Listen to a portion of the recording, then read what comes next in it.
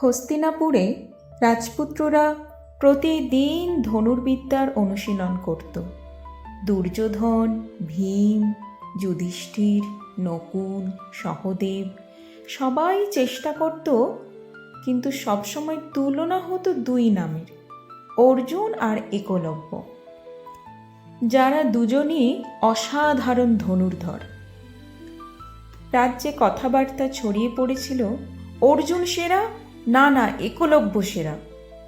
সকলেই তাদের তুলনা করে বেড়াচ্ছে, কিন্তু কেউ একটি কথা বুঝতো না, দুজনের পথ, পরিবেশ, সুযোগ কোনোটাই এক ছিল না। অর্জুন জন্মগতভাবে রাজপুত্র, এদিকে একলব্য ছিল বনবাসী, সাদামাটা পরিবেশের ছেলে। অর্জুন যেখানে বিশ্বের শ্রেষ্ঠ গুরু দ্রোণাচার্যের কাছে শিক্ষা পেয়েছিল, একলব্য নিজের কল্পনার গুরু মূর্তির সামনে দাঁড়িয়ে নিজেই অনুশীলন করত। কিন্তু লোকজন তাদের শুধু এক কথায় বিচার করত, কে বেশি ভালো।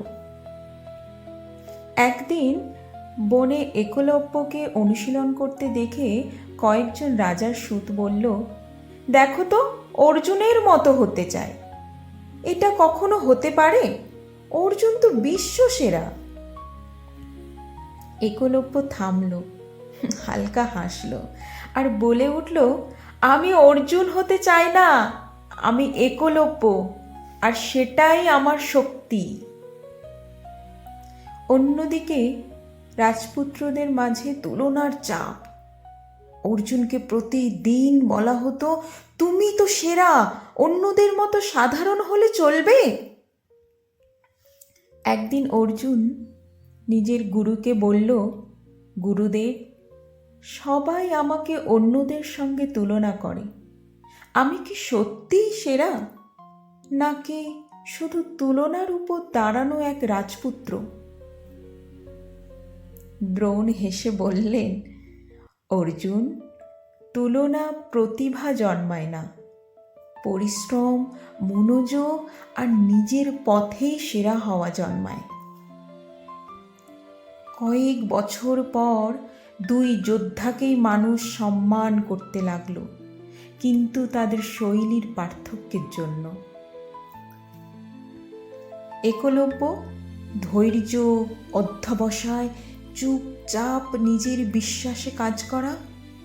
অর্জুন গতি, একাগ্রতা, নিখুঁত লক্ষ্যভেদ। একদিন একটি বৃদ্ধ বললেন, দেখো, একলব্য অর্জুন নয়, আর অর্জুন একলব্য নয়। দুটো গাছ যেমন আলাদা, ঠিক তেমনই দুজন মানুষও আলাদা। তুলনা করলে কখনোই ফুল ফুটবে না। মহাভারত আমাদের শিখিয়েছে, প্রতিটি প্রতিভা আলাদা, প্রতিটি শিশু নিজস্ব আলো নিয়ে জন্মায়। অর্জুনকে একলব্য হিসেবে ভাবলে সে ব্যর্থ হতো, একলব্যকে অর্জুন হতে বললে তার প্রতিভা নষ্ট হতো। আর ঠিক সেই ভুলটাই অনেক বাবা মা আজও করেন। পাশের ছেলেটা সেরা, তুমি পারো না কেন? অমুকের রেজাল্ট ভালো, তুমি কেন না? কিন্তু তারা ভুলে যান, প্রতিটি শিশুর পথ, মন, আগ্রহ, প্রতিভা সবই আলাদা। সন্তানকে কখনো তুলনা করবেন না। অর্জুন আর একলব্য দুজনেই মহাবীর ছিল, কারণ তারা অন্য কারোর মতো হতে নয়, নিজেদের মতো হতে শিখেছিল।